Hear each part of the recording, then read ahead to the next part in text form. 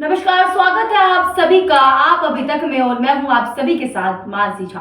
जैसे कि आप सभी जानते हैं कि चुनावी मौसम चल रहा है और आज लोकसभा चुनाव की तारीखों की घोषणा होने वाली है, जिसके चलते आचार संहिता लागू हो जाएगी। तो आइए जानते हैं क्या होती है आचार संहिता, क्यों और कब लागू होती है, किन चीजों पर लगती है रोक।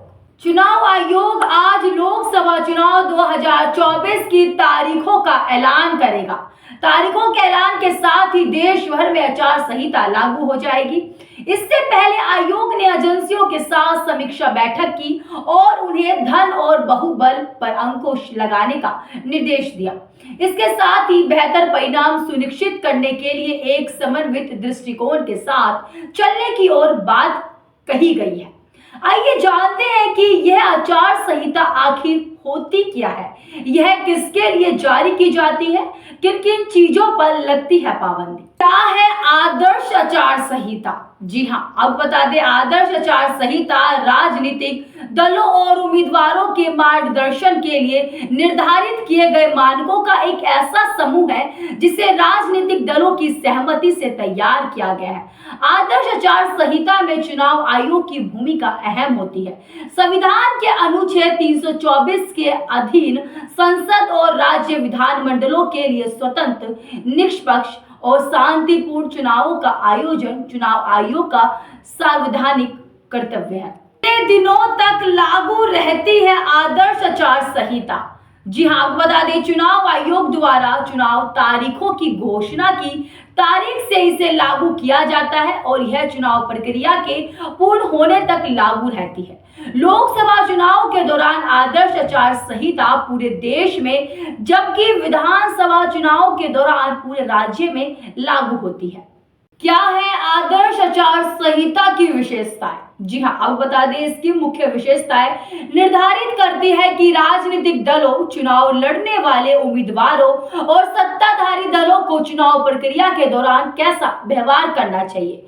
चुनाव प्रक्रिया बैठकें आयोजित करने, शोभा यात्राओं, मतदान दिन की गतिविधियों और सत्ताधारी दल के कामकाज भी संहिता से निर्धारित होते हैं। मंत्री अपने आधिकारिक दौरे को चुनाव प्रचार संबंधित कार्यों के साथ नहीं मिलाएंगे और न ही चुनाव प्रचार संबंधित कार्यों के दौरान सरकारी तंत्र या कार्मिकों का प्रयोग करेंगे। हालांकि चुनाव प्रचार दौरे के साथ आधिकारिक दौरे को मिलाने संबंधित आदर्श आचार संहिता के प्रावधान से प्रधानमंत्री को छूट है। विमान, वाहनों इत्यादि सहित कोई भी सरकारी वाहन किसी दल या उम्मीदवार के हितों को लाभ पहुंचाने के लिए प्रयोग नहीं किया जाएगा। संहिता के चलते क्या होते हैं सरकार के लिए नियम? जी हाँ, आपको बता दें, चुनाव के आयोजन से प्रत्यक्ष या अप्रत्यक्ष रूप से जुड़े हुए सभी अधिकारियों या पदाधिकारियों के स्थानांतरण और तैनाती पर संपूर्ण प्रतिबंध होगा।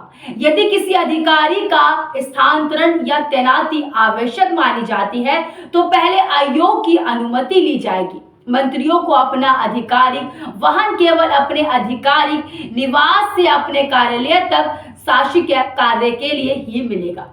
इसमें शर्त है कि इस प्रकार के सफर में किसी चुनाव प्रचार कार्य या राजनीतिक गतिविधियां से न जोड़ा जाए।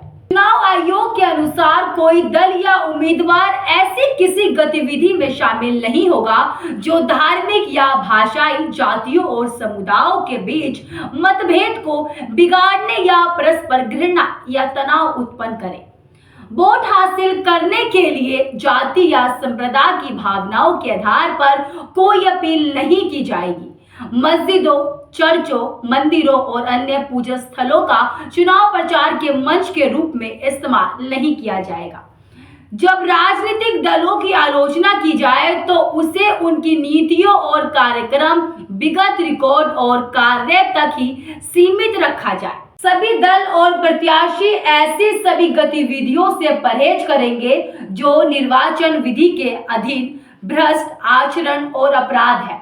ये गतिविधियां हैं मतदाताओं को घूस देना, मतदाताओं को डराना धमकाना, हमशक्ल मतदाता से मतदान करवाना, मतदान केंद्रों से 100 मीटर की दूरी के भीतर प्रचार करना, मतदान समाप्त होने के लिए नियत घंटे के साथ समाप्त होने वाले 48 घंटे की अवधि के दौरान सार्वजनिक बैठकें आयोजित करना। कोई भी राजनीतिक दल या उम्मीदवार अपने अनुयायियों को किसी भी व्यक्ति की अनुमति के बिना उसकी भूमि, भवन, परिसर की दीवारों इत्यादि पर झंडा लगाने, बैनर लटकाने, सूचना चिपकाने, नारा लिखने इत्यादि की अनुमति नहीं देगा।